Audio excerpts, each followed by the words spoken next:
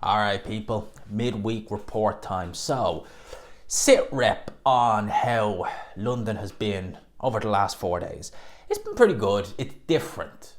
All right, it's very different to when I'm normally here going to an event or something. Do you know when you're going to an event, you don't treat it like you're here to stay. You treat it like it's a fun few days. So, you have a bit of fun, you meet some friends, you do some things. Whereas this has been altogether different so far. So as it stands, I have a year contract with an opt-out clause at any time. So what the kind of plan is, I'm coming home to Dublin for a couple of weeks at Christmas, kind of the middle of that month. So I'll be home for Fury Usyk, the rematch. We're going to see what we do between kind of now and then. See what kind of ways we can make at this, amongst other things, and just kind of, see how it goes.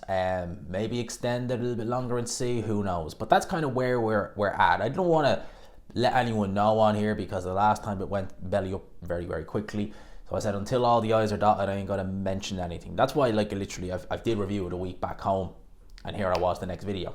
So that's kind of where we stand with this, right? That's kind of miscellaneous. We get that out of the way. In terms of what's happening this week, what's happening this weekend, and crucially, what's happening in the months to come with fights, well, we got the announcement. Now, I've already done a detailed video on this. I don't think there's any point in going over it, with a fine-tooth comb like I did in the first video I did on Fury versus Usyk 2, the undercard. But I will just touch on them briefly. So, Johnny Fisher, Dave Allen, that's all I got to really say about that. I can't really say anything else. I like Dave Allen's YouTube channel. He doesn't seem like a bad person, certainly not. But, I'm done wondering, will he turn up? He never does. I mean, I was done wondering, will he turn up for the Fraser-Clark fight? But now I'm really done after that. So, look, Dave Allen, he's getting a payday. Can't begrudge him that. But, yeah, and, as I said about Eddie Hearn saying, Johnny Fisher is a world-level prospect. He's fighting Dave Allen. And Moses Atelma, who is 6 years younger and is in his 11th pro fight, is fighting Dempsey McKeon. I mean, there you go. That's the difference. As Eddie Hearn would say, there's levels. Yeah, true that, Eddie. There is. I mean, we're seeing it right here. Atelma versus McKeon. Atelma's ranked by the WBO, and the rankings with the IBF, they still have Joshua in quite high because they've not updated yet since the Dubois fight. They haven't released the rankings for this month yet. So at the time when Joshua was getting ready to fight Dubois, Dempsey McKeon wasn't in the IBF rankings. I wouldn't even be surprised. And the IBF, they have ranked people. I mean, you look at the IBF and they are, with the WBO, they're a lot better than the other two. But that doesn't mean they're perfect. I mean, they will still chuck bizarre mandatories sometimes. I mean, I remember Kell Brook. Wasn't that Kevin Bizier guy a mandatory for Kell Brook at one point? I mean, you went from him as a mandatory to Errol Spence. How does that work? I don't know how you do that. I really don't. Dennis McCann, Peter McGrail. I like that fight. Low IQ versus Lee McGregor. Meant to get that fight about this time last year. So we're getting it now. Boacek. I always get this guy's name. Boacek versus Majamov. Both guys will have a point to prove. They would have both felt they won their last fight. Obviously, Boacek with Ortiz. Majamov against Terence Crawford. So, yeah. Let's see. And it's not a case of loser leaves town. Certainly not, under no circumstance. I think both guys are very, very good. A lot of potential there. Headlined, of course, by Tyson Fury, Alexander Usyk too. There's a lot of people. I chatted with Outmatch there yesterday. Outmatch Boxing, shout out to him. And he's just like, I don't believe this rematch happens. He's still of the opinion, I just do not think it happens. I don't know. I genuinely do think it will. I think with Fury, what else has he really got? Where does he have to go? What does he have to do? And, Joshua's lost. He could do it, but it'd be like, a glorified Kell Brook and Mir Khan. That's still big. But, it's not going to break records. Would it even do Wembley Stadium? It would probably do with Tottenham Hotspur. But Wembley? I don't know. I don't know about that. In terms of Usyk, well, with Usyk, I'd be surprised. I mean, could happen, but I'd be surprised if he pulls out. And if he does, I'll go and actually I'll go on to some boxing news because Mike Coppinger reported that Vasily Lomachenko is now contemplating retirement from boxing. Now, if Loma is on his way out, I would imagine that Usyk will soon follow. I would imagine, like, if Usyk doesn't go ahead with the Tyson Fury fight, or he fights Fury and beats him, that's it. I just get that feeling that is what we're going to get with Alexander Usyk. If he beats Tyson Fury, or if for whatever reason he gets injured, the fight doesn't happen, or Fury pulls out and goes a different direction, that's it with Alexander Usyk. What else does he have to prove? If you think about it, his run at cruiserweight is enough to get him in the Hall of Fame, yeah. Undisputed heavyweight champion. I mean, I guess there's been no, that I'm aware of, in the three belt there were two-time undisputed champion. Holyfield came close, but that's about it. So maybe, but that's it, you know? I mean, there's not been any other undisputed champion, like two-time over, so maybe that, but I don't know.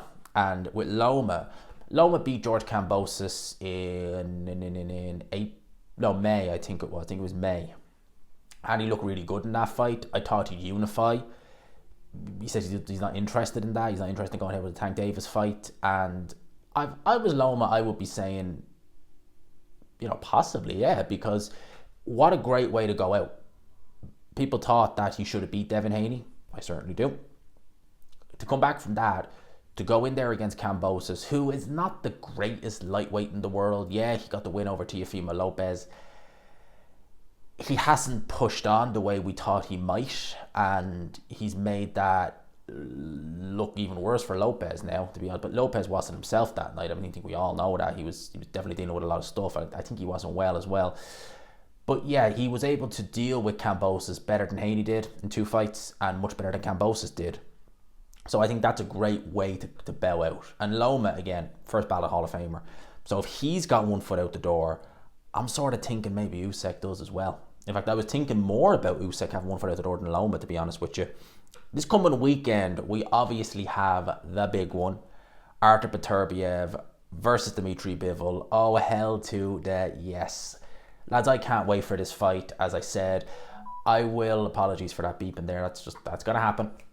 I will most likely do a live watch along. It might not be face to face. It might be over StreamYard, just with an audio, and I just bring the other mic into it. I don't know yet, but we will do something, certainly. We'll obviously be reviewing the fight. We'll obviously do all that. We will do something, but I just don't know as of yet what way it's going to be. Obviously, it's different here. You know, I don't have a TV. Not that I want one, to be honest, but I have a laptop and all that stuff. But it's a lot easier back home. But we'll wait and see. Lads, I'm still going with Beterbiev to win this fight on points. I think that the undercard, I don't understand for the life of me why Eubank Sermet was co-maining. It's at super middleweight. It's at middleweight, and it's for the prestigious IBO title. Oh yeah. Yeah, they all want that lovely IBO title. It's amazing you can fight for an IBO title coming off a 10-round split decision draw, but apparently you can. Well done. Didn't know that. Brilliant. That's how prestigious that IBO title is. They're all gunning for it. What can I say? That shouldn't be main eventing. Clark Wadley should be the main event.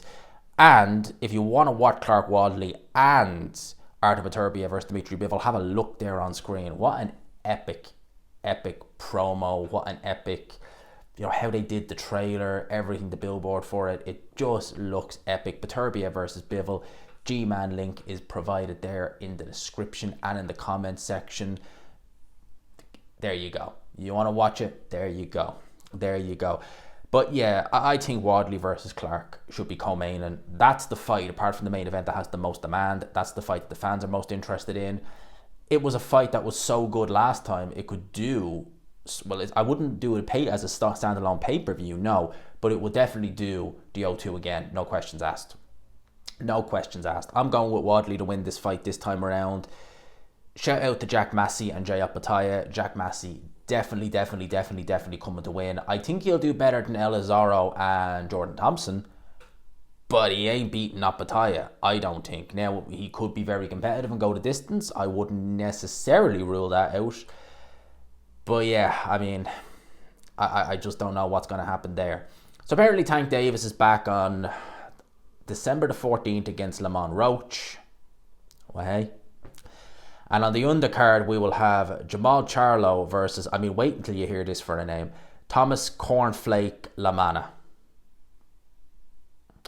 I mean, really? I mean, I've heard some bad nicknames in the past. I mean, Gary Cully, I like Gary Cully, but calling yourself the Diva is a horrendous nickname. It really is. Cornflake. Really? Really? You're going to call yourself Cornflake? Of all the names, you choose that. However, the undercard itself is not looking too bad if you take Cornflake versus Charlo out of the equation. Stephen Fulton versus Brandon Figueroa in a rematch. Fulton is now the mandatory for Nick Ball. He looked very, very, very, very shaky last time around. Very shaky indeed. But, you know, let's wait and see how he goes. That could be a good fight. Genuinely speaking, that could be a particularly good fight. Let's wait and see. Daniel Dubois gave an interview with Seconds Out Radio where he interviewed him today. I was listening to it today.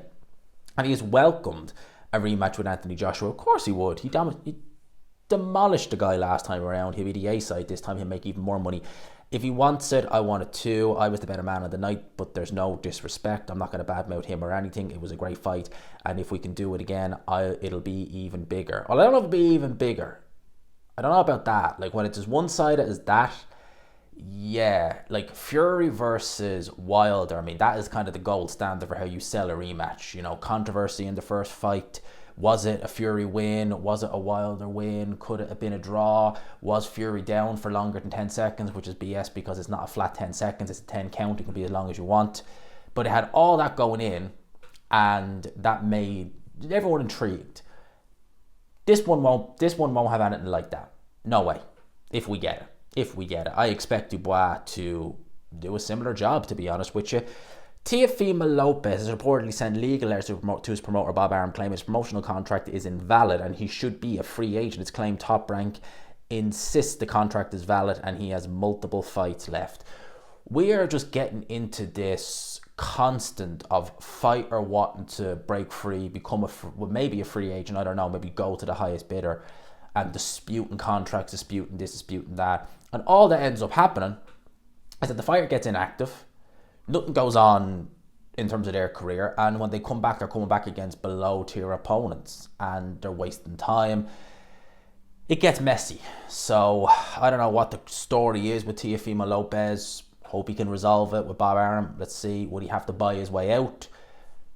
Let's wait and see. Now, Frank Warren gave an interview with Umar and on Box Nation, and he addressed the Anthony Yarde situation, and by the sound of things, look, I'm only making assumptions. I would imagine Yarde maybe has bought himself out, just judging by the way Warren was talking about it, because Warren seemed to kind of just talk like it was all done.